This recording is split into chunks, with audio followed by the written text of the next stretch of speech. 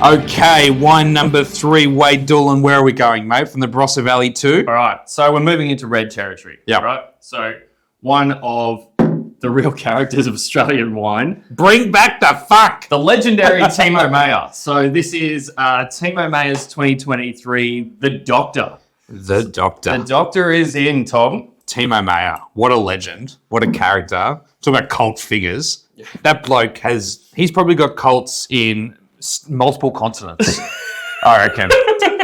He heads to Germany every year. This guy's a legend. So He knows what he does over there as well. Like, he's ostensibly making a wine, like he's making no Riesling. way. No No way. So Timo, we had heard about Timo Meyer's wines, and I tried a couple of wines out and about not long after we started Different Drop. And I remember writing to Timo and trying to call Timo, and he could never get a response to try and buy his wines. And then, so Different Drop co-founder, Brett Catelby, shout out to Brett, was down in the Yarra Valley with his wife, and Luke Lambert had a bit of a shindig at his place, and Brett went along, and Timo was there, and the guys ended up having, I think, a pretty large night, as you do. What is every one of these stories we have with the producer? It's like, so there was a large night, and then Because that's the wine industry. That's how we curate our products. Anyway, so Brett curated all night with Timo. curated the shit out of it. Next thing I know, comes back and he's like, "Oh yeah, I was chatting to that Timo guy, and a fucking pallet of wine arrives." Unreal. And Timo's like, "Here you go, boys," and we were off. And just such a legend. We love working with these wines. Like another story. So we had our big anniversary, 10-year birthday shindig last year. Yep. Right, and we had all of our favourite winemakers come along, and we invited Timo, and he's like, "Mate, I'm very sorry. I'm making wine in Germany. I can't come, but maybe my son River can come." I said, "Okay, sure." A couple of weeks out, and I'm writing to Timo and River. "Hey, do you want to come to the party?" I get this phone call from Timo. He goes, "Tom, I got great news. Yeah. I flipped my quad bike on the farm. Yeah. I broke both my wrists. I shattered my jaw.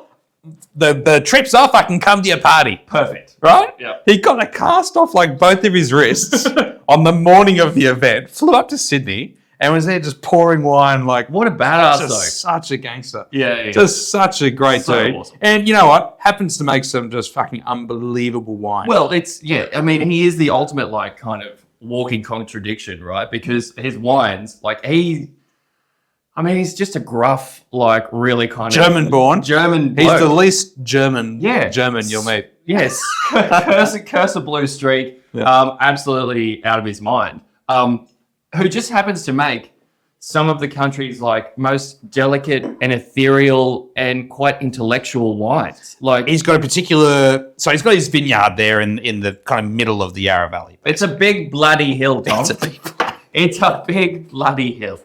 Why'd you call it Bloody Hill, Timo? Mate, come and see. It's a fucking massive hill, mate. It's a massive hill. Beautiful, most beautiful spot. Yeah, He amazing. built his house up there.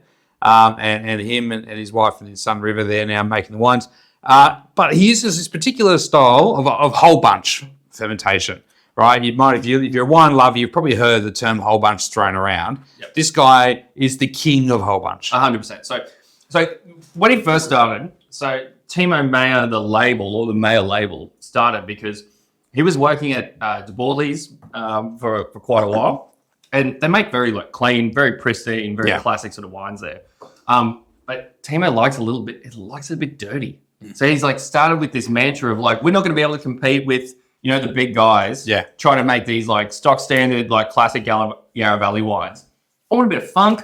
I want a bit of savouriness. I want a little bit of VA. I want wines to be like a little bit dirty, a little bit fucked up. Yeah. So he started to get like a really like cult following because of that.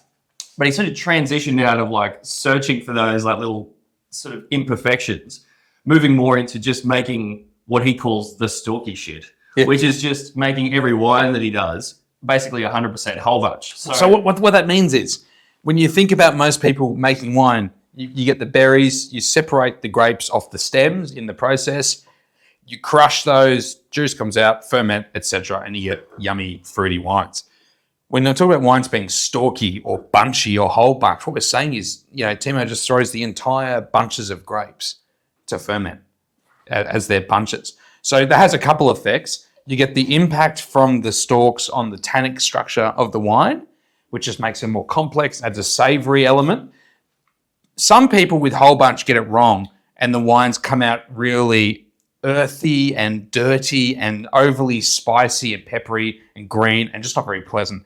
If you're doing it right, what happens is each individual grape is fermenting inside the berries, and you get what's called carbonic maceration occurring, and that leads to really pretty, beautifully aromatic, soft, gentle characters. So in these wines, on the one hand, they have this savory, sinewy structure, which helps them age forever, but then they're just so pretty and playful at the same time. Yeah. It's quite amazing. That is dead set one of the best Australian Pinots you're going to taste. He makes two versions of Pinot off his own block there.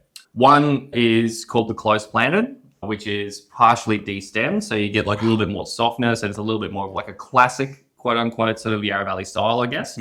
Whereas this is the full noise, 100% whole bunch number. And for me, this is always the better wine because it has the more Timo-esque attitude. Like that tannin structure is amazing, and the amount of spice and lift that it brings to the nose, it's gorgeous. But it's not like really angular. You know, you can see some wines like it's seamless. Yeah, the tannins are just so beautifully shaped and crafted around this wine. There's this beautiful core of like silky, seductive red fruit in the middle. It feels like quite almost Burgundian in that respect. It's just fucking red hot, man. Like this is like in terms of like stylistic, this sits out on an island on its own. I think it's one of Australia's most unique Pinots. And it's absolutely gorgeous. So wow, well done, Timo. Great release, 23, sensational. Fuck all of this ever available. Right. So we get as much as we can from Timo. Thank you, mate. And there's a bit more of like the Close Planted Pinot. When I say a bit more, like a few cases kind of thing. Yeah. He makes a volcanic Pinot. He makes a German Pinot. The Remstahl. Das Remstahl Pinot. And he makes every other variety you could imagine that's planted, red variety that's planted in the Yarra Valley. Yeah. And he throws, imagine making a fucking Cabernet, 100% whole bunch. Yeah. What do we need to do Cabernet? Let's make it more tannic, Yeah. right? But it doesn't. It doesn't. It doesn't. No. It softens it and it makes it prettier, and it's just amazing. He's just got the golden touch. That's just one of the best Australian Pinots I've had in so long, man. Like it's got everything. Like it drinks so well as a complete wine already. But structurally it's going to Fantastic. go beautifully. Well done, Timo. And shout out to Timo's son, River, who's very heavily involved these days as well. Another great fella who's making some exciting wines himself. So seek those wines out under the Bloody Hill label. Bloody Hill, mate. Bloody it's Hill. just a big bloody hill, Tom. Bloody Hill, that's delicious. Bloody Hill, it is. Yeah. Das Red ist, hot. das ist sehr gut. Yes, if you can find the doctor, check that out. Alrighty, let's keep rolling.